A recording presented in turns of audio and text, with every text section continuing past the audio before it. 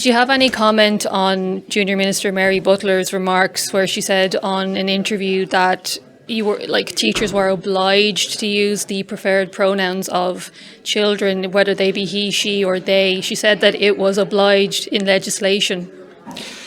Without commenting on her particularly, I would say that we heard tonight that that is in fact not the case. I would ask that any minister who's speaking on this issue inform themselves fully of the facts before they broadcast their views on national media. Yes, I'm part of the organising group, and it's just a group of local women, Wicklow Women for Women, we call ourselves, and we just met and we're all a bit concerned and would like to just get people talking about the issue of gender in the curriculum and in general. Well, I would think that it's always important for parents to know what their children are being taught, what's going on for their teenagers. The problem with this issue is that if people ask questions, often they're shut down very quickly and they're labelled, maybe as bigots or transphobes, when really, we have to talk about things. We have to know what's happening with our children. The fact that anyone who questions it in any way is castigated as being somebody that shouldn't be listened to and basically should be silenced. I'm a Democrat. As far as I'm concerned, a true cornerstone of democracy is openness and transparency and an ability to speak your mind, whatever the issue is. And on the basis of tonight's meeting, I think the genie is out of the bottle. Thankfully, I think the people in this country are beginning to hear more about this issue, and meetings like this, I'm quite sure, are going to happen around the country, and I will be encouraging them to do so.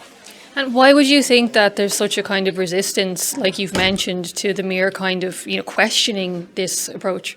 You look at any totalitarian system, silencing objection is a hallmark of a totalitarian system. I think when ideology is what is the most important aspect, silencing any other point of view becomes the most critical element of it. And I think we haven't realised until these courageous women started speaking about it, what is being done in our name. And I would particularly like to take the opportunity to call it the national politicians in our Dáil and Shannon for the fact that they don't seem to have been alive to what has been happening over the last 10 years, and I would call on them to look again and consider what is being done in all of our names. I'm Stella. I'm a psychotherapist and I'm the director of Genspect.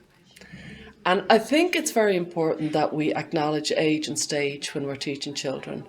And I think the level of maturity of the child really matters. And if you teach a child a complex concept before they're ready, they'll learn it badly, and they'll have a mangled understanding of the concept.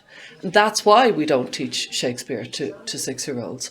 And we should keep that. We shouldn't be teaching algebra to 4-year-olds because we'll just make a mess of it, and we'll ruin the experience when they'd be ready to learn algebra.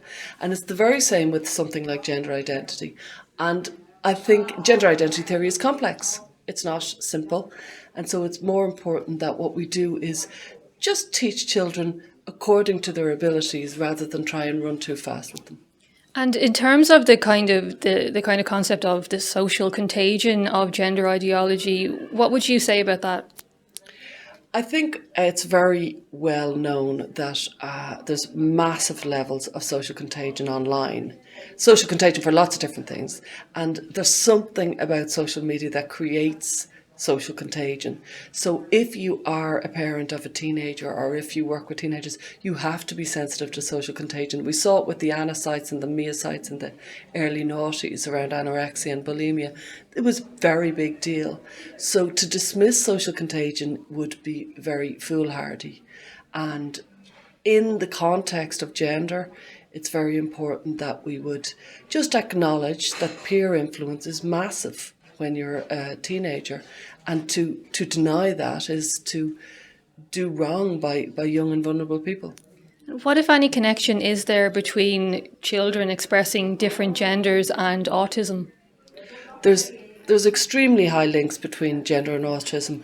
Autistic people have a very black and white way of thinking and a very literal understanding, and they don't conform easily. They're often non-conforming. So very often autistic children are gender non-conforming. They're also often, quite naive, and they can be very cerebral and enjoy large concepts. So those combinations of being non-conforming and naive, often online more because they're more likely to be a little bit techie, and also maybe not as socialising as other people. These are wild generalisations, but they often fit as well.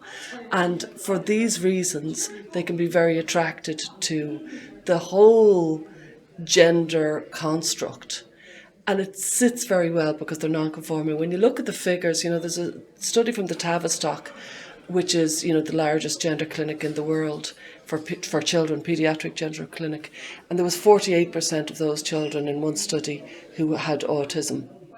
And then when you talk to Paul Moran from the National Gender Service in Ireland, and he spoke about in the Sunday Independent how the children coming from the children's services up to the adult services, he said 90%, up to 90% of them were autistic. This is a massively linked combination, and we need to make sure that we're looking out for vulnerable people.